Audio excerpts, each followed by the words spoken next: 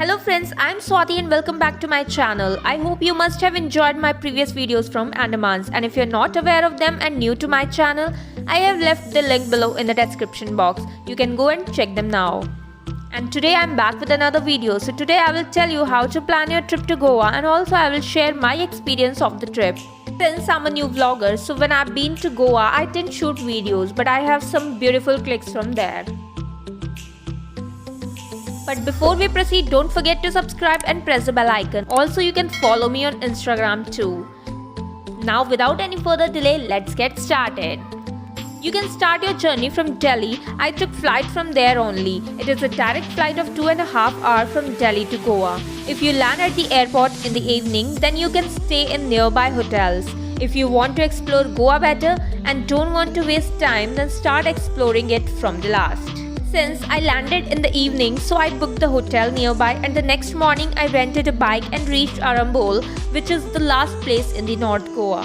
Now, if I talk about the transportation, then you can rent a two-wheeler or a four-wheeler according to your convenience. Also, you can hire a cab or you can take local bus. But hiring a cab can cost you a lot and bus is not comfortable enough. To explore Goa, renting a car or a bike is the best option. After reaching Arambol, I booked a resort online. There are a lot of resorts and hotels in Arambol, price ranging from low to high. In Arambol, you can spend 2 days to explore it. There are many places to visit: Arambol Beach, Kerry Beach, Palliam Beach, Mount Carmel Church, Palliam Sweetwater Lake, and many more.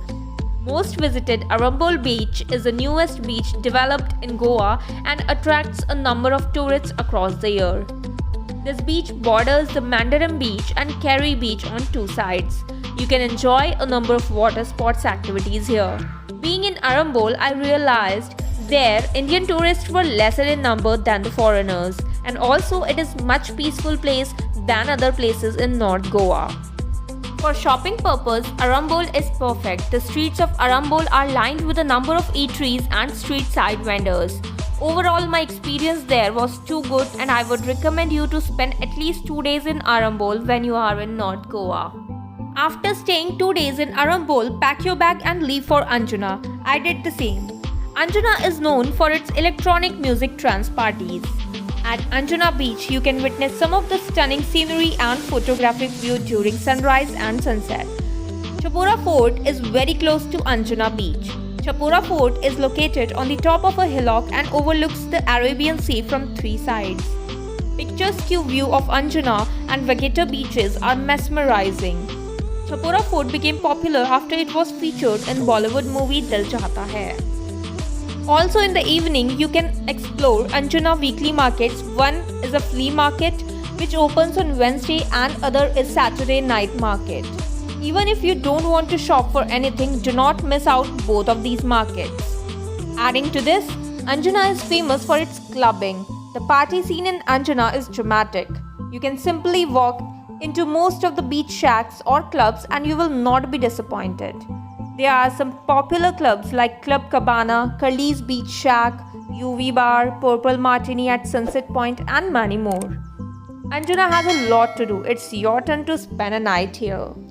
After Anjuna, it's time to explore Baga. So I booked a hotel in Baga. There are endless hotels and resorts, so you can book them online or offline. And to explore Baga Beach, Kalangut Beach, and Kandalam Beach, you don't have to change your places of stay. If you have a private vehicle, then you can explore these places as well as nearby places by staying in Baga only. Baga Beach is the most famous attraction here. It is one of the most active and happening beach in Goa. From the amazing shacks to the water sports activities, there is everything. And once the sun goes down, it's a complete different place altogether. At the time of Christmas and New Year, the beach opens the entire night with loud music everywhere. Also, the most famous clubs, Tito's and Mambo's, are just outside the beach. So crowd keeps coming through all the time. If you are a person love to be in the peace, then this place is not meant for you. But if you are a party freak, then you should not miss this place.